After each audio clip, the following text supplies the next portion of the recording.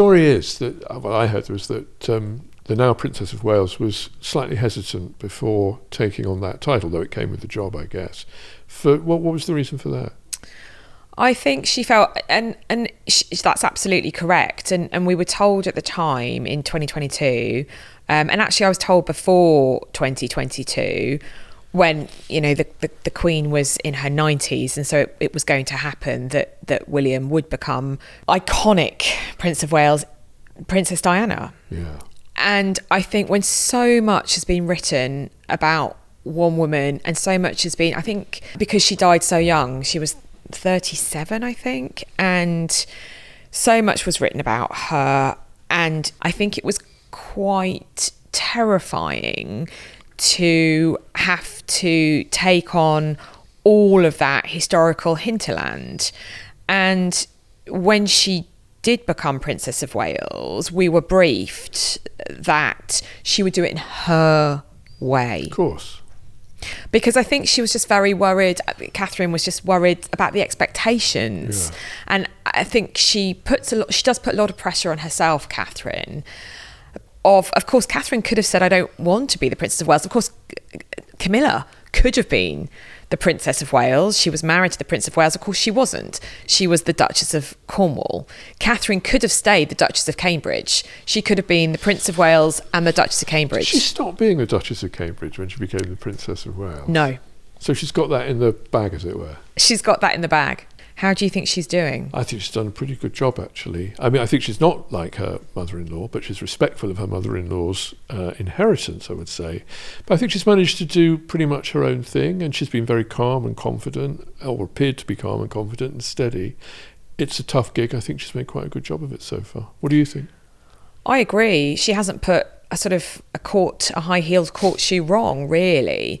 And I think what we were talking about before the break, when we were talking about what next for the royal family, what can they do? Surely a big part of that is the Princess of Wales. Yeah.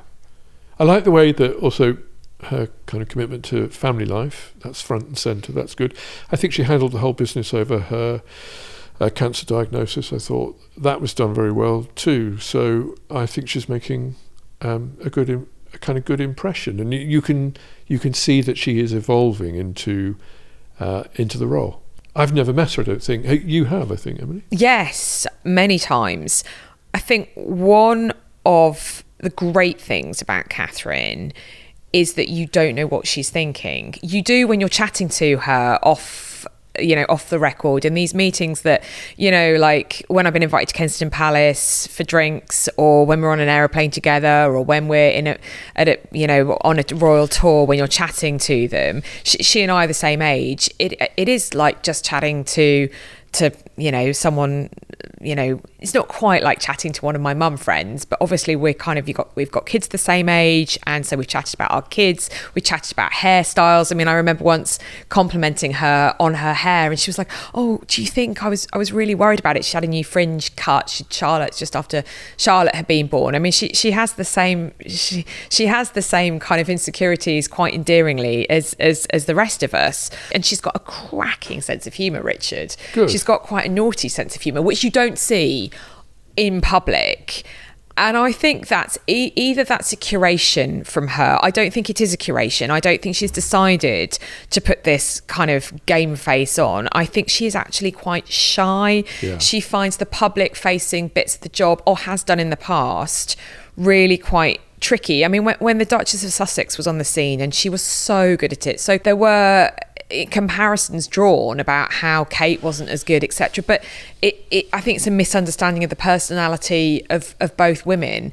I was told a long time ago that Catherine married William in spite of the job. Yeah. She, in the same way that she was nervous about taking on the mantle of Princess of Wales, she does feel the pressure, but I think she has really grown into it. And I think that ability of her not to tell us what she's thinking, and to sort of always appear as if she's keeping calm, I bet she's not inside, is actually quite important.